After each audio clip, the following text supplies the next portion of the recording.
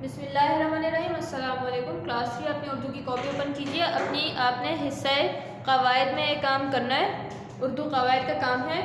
آپ نے پہلے جو مذکر مؤنث واحد جمع کے بعد آپ نے یہ والا کام کرنا ہے، اسم کی تعریف۔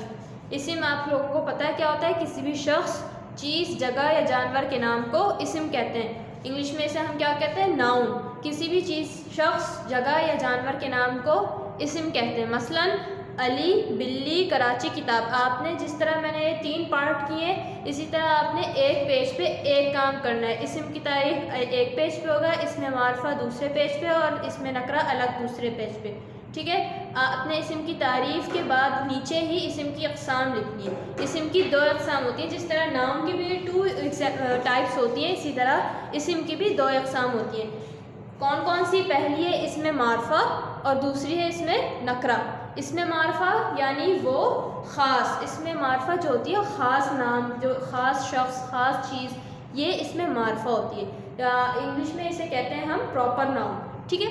اس میں نکرہ وہ نام یا وہ جانور یا وہ کوئی چیز جو بہت عام ہو، وہ اس میں نکرہ کہلاتی ہے، جیسے کہ کامن ناؤن، ٹھیک ہے؟ انگلش میں ہم کامن ناؤن کہتے ہیں اور اس میں معرفہ کو ہم پراپر ناؤن۔ اب آتے ہیں اس میں معرفہ پہ۔ کسی بھی خاص شخص، چیز، جگہ یا جانور کے نام کو اس میں معرفہ کہتے ہیں۔ مثلاً کون سے؟ جیسے قائد اعظم۔ قائد اعظم کوئی دوسرا پیدا نہیں ہوا، ٹھیک ہے؟ ایک ہی ہو جو پوری دنیا میں، وہ اس میں معرفہ ہوتا ہے، وہ پراپر ناؤن ہے۔ جیسے کراچی پورے دنیا میں اور کوئی نہیں، صرف ایک ہے، کالی بلی۔ اب کالی بلی جو ہے، اب بلی سے الگ ہٹ کے کوئی ایک کالی بلی کی بات کی گئی ہے، ٹھیک ہے؟ یہ پراپر ناؤن ہے۔ اور قرآن مجید بھی ایک ایسی کتاب ہے جو بالکل خاص ہے، جس کی جیسی کوئی اور نہیں ہے کوئی کتاب، ٹھیک ہے؟ قرآن مجید یہ خاص کتاب ہے، اس لیے یہ اس میں معرفہ ہے۔ اب آتے ہیں اس میں نکرہ ہے۔ اس میں نکرہ کیا ہے؟ کسی بھی عام شخص، چیز، جگہ یا جانور کو اس میں نکرہ کہتے ہیں۔ جیسے مثلاً کیا ہے؟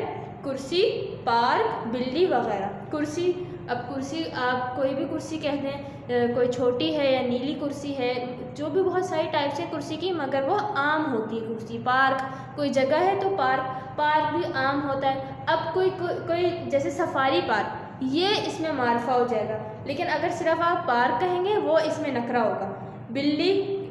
بلی بہت عام ہوتی ہے، اس لیے اس میں نکرہ ہوگی بلی۔